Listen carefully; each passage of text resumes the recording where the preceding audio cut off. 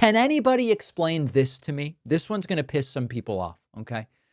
If you're still pretending that the Republican Party is full of courageous patriots who simply have disagreements on policy with us, sometimes with Trump, whoever, then you got to watch this and wake up and understand that fear is the primary emotion and consideration right now.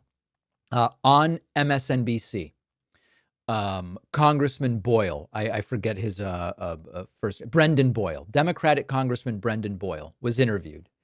And he said on MSNBC the same damn thing that every lawmaker is telling me when I talk to them, which is that a lot of these Republicans, they don't believe what Donald Trump says is going to happen to the economy if the bill passes. They believe what the CBO says. They believe what economists say.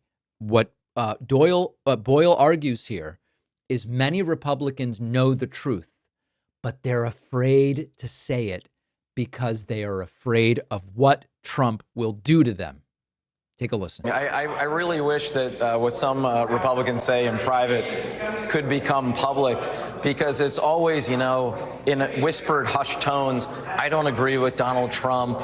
I don't think this is good legislation. I'm concerned about deficit and debt. But then they always look around and say, shh, don't tell anyone that I said that. Right. The reality is, so many of my Republican colleagues are deathly afraid of Donald Trump. Just yesterday, or I'm losing track of what day it is now, but maybe about 36 hours ago, there was a markup in the Rules Committee, and you had a couple of self-described fiscal hawks on the Republican side vote against this legislation because of its massive increase in the deficit and debt. Well, now here they are about to vote for the bill, even though not one word of the bill has changed. They're afraid. That's what this is really about. And we hear this from every Democratic member of the House or Senate that we talk to. Here's my interview from days ago with Senate Minority Leader Chuck Schumer, who told us the exact same thing. Can you explain the behind the scenes of, are there colleagues of yours in the Senate on the Republican side who come to you and privately say, listen, subsidies for coal, this doesn't make sense, but look at the position I'm in? I mean, do they acknowledge the absurdity of some of this? Yeah, I'll say two things. One of them, they're just scared shitless of Trump. Is that what it is? Yes. And Lisa Murkowski said it. She said it up in Alaska. She's one of the bolder ones, the ones who are more able. So this is not a news story. We have heard for years now that behind closed doors, Republicans think Trump's reckless and dangerous. He might even be unfit. But in public, they turn into these little bobbleheads where they just, yes, sir, no, sir, 3 bags full, sir. This is not virtuous. This is a pathetic reality. And it's really a profile, not in courage. It's a profile in cowardice. They're not being strategic. They're not protecting the country. They're not waiting for the right moment to say, we've come so far, but we're not going any further. They are cowards who know Trump is a threat, but they're too spineless to say it when it counts. And they're too spineless to vote that way when it really makes a difference. Now, the thing about governing by fear is that it only works for as long as everybody plays along. If you actually had 10 of them that said, this man, Trump, is a criminally negligent demagogue who understands nothing about basic economics, I am done enabling it. If 10 of them got together and did that, they would shift the dynamic. But there's sort of a game theory, prisoner's dilemma equation here.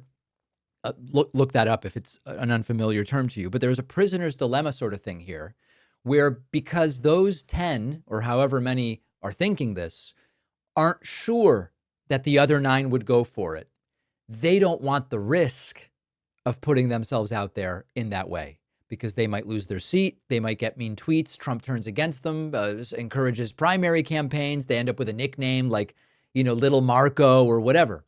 And so instead what happens is that Trump wins by default, not because they love him, not because they respect his views, but because they're terrified of him. And so we now find ourselves in a situation where a former president can be convicted of felonies, get himself elected as president again despite that, float everything from suspending habeas corpus, muse about authoritarian crackdowns, go after the media, ignore law and order.